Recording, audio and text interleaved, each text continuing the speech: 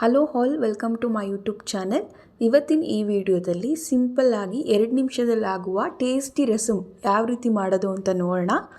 First ನಾನಿಲ್ಲಿ ಟೊಮೊಟೊನ ಬೇಯಿಸ್ಕೊತಿದ್ದೀನಿ. ಬೇಯಿಸಾದ್ಮೇಲೆ ಅದನ್ನ ನಾನು ಸ್ಪೂನಲ್ಲೇ ಸ್ಮ್ಯಾಶ್ ಮಾಡ್ಕೊತಿದ್ದೀನಿ. ನಿಮಗೆ ಬೇಡ ಅಂತ ಹೇಳಿದ್ರೆ ನೀವು ಮಿಕ್ಸಿಲಿ ಕೂಡ ಗ್ರೈಂಡ್ ಮಾಡ್ಕೋಬೋದು. ನಾನು ಸ್ಪೂನಲ್ಲೇ ಕ್ಲೀನಾಗಿ ಸ್ಮ್ಯಾಶ್ ಮಾಡ್ಕೊತಿದ್ದೀನಿ. ನೀವು ಮಿಕ್ಸಿಗೆ ಹಾಕಿ ಮಾಡ್ಕೊಳ್ಳಿ, ಇಲ್ಲಾಂದರೆ ಈ ಥರ ಸ್ಪೂನಲ್ಲೇ ಸ್ಮ್ಯಾಶ್ ಮಾಡ್ಕೊಳ್ಳಿ.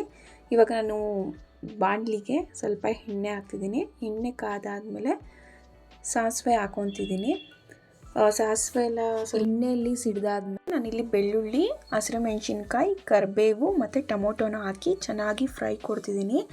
ಇದು ಸ್ವಲ್ಪ ಎಣ್ಣೆಲೇ ಚೆನ್ನಾಗಿ ಫ್ರೈ ಮಾಡಿ ಅದ್ರ ಫ್ಲೇವರ್ ಎಲ್ಲ ಬಿಟ್ಟಾಗ ತುಂಬ ರುಚಿಯಾಗಿ ಬರುತ್ತೆ ರಸಮ್ಮು.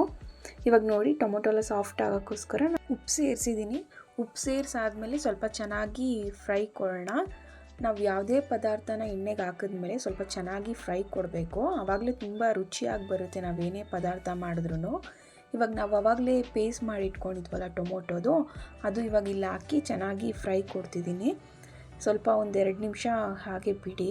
ಇವಾಗ ನೋಡಿ, ಇವಾಗ ಎಣ್ಣೆ ಎಲ್ಲ ಬಿಟ್ಟಿದೆ. ಎಣ್ಣೆ ಎಲ್ಲ ಬಿಡೋಗಂಟ ಚೆನ್ನಾಗಿ ಅದನ್ನು ಬೇಯಿಸಬೇಕು.